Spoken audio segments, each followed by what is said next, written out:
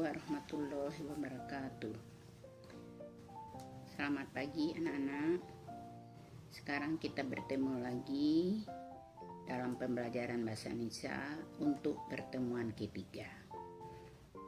Bagaimana kabarnya? Sehat? Ibu doakan semoga kamu selalu sehat dalam menjalankan aktivitas dan kreativitas kamu walaupun hanya di rumah saja. Untuk KD ketiga ini kita akan memasuki materi pelajaran kita adalah struktur dan kaidah berita. Ya. Anak-anak kami ada yang tahu apa yang dimaksud dengan struktur dan kaidah bahasa atau kaidah berita? Nah, baiklah ibu ulang lagi. Struktur itu merupakan susunan. Kaidah adalah sesuai dengan aturan dan norma bahasa Indonesia yang baik dan benar.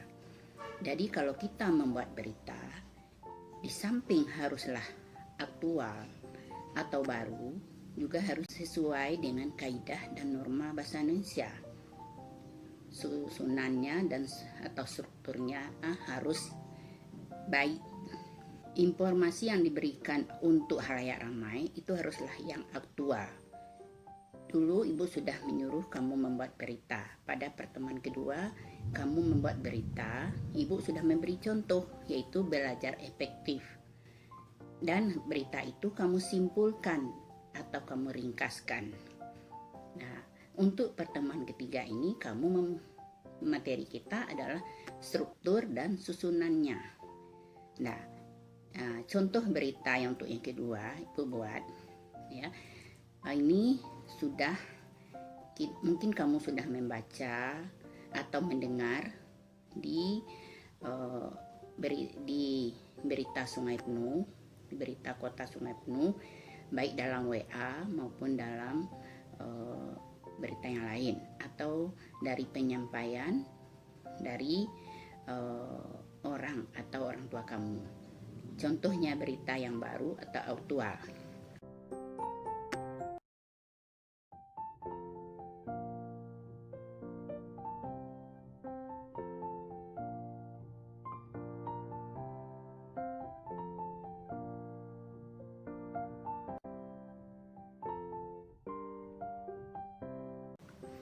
Nah, begitulah contoh berita.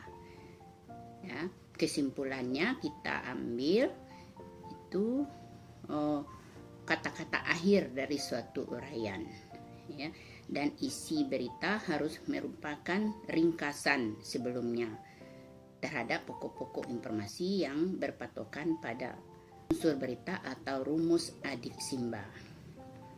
Pada pertemuan ketiga ini ada hubungannya dengan pertemuan 1 dan 2. Ini merupakan KD pertama, yaitu unsur-unsur berita seputar Indonesia. Pertemuan pertama dulu adalah unsur-unsur berita dan kita membuat kerangkanya. Pada pertemuan kedua kita membuat berita, kemudian kita meringkas dan menyimpulkan berita.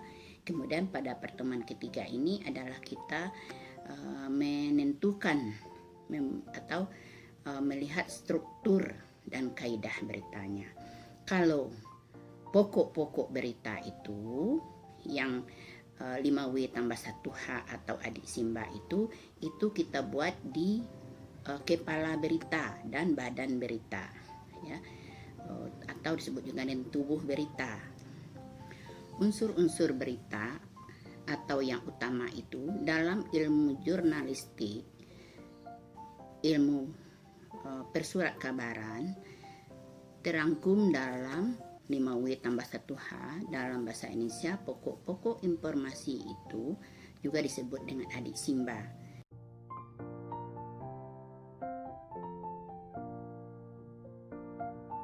Jadi pertemuan pertama dulu, ada teman kamu yang bertanya dalam WA kelompok atau kelas, berarti pokok berita itu berupa pertanyaan, Bu.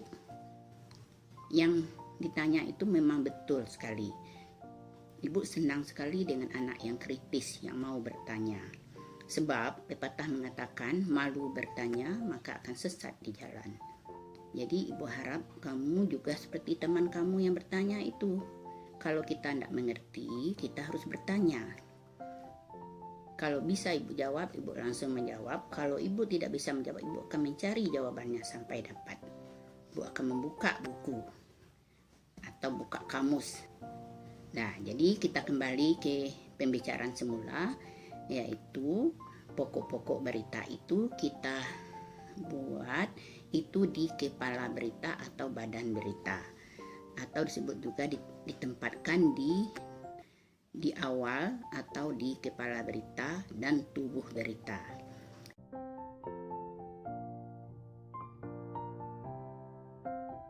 Informasi yang kurang penting atau lazim disebut uraian atau ekor berita. Isinya penjelasan bagaimana akhir dari berita tersebut.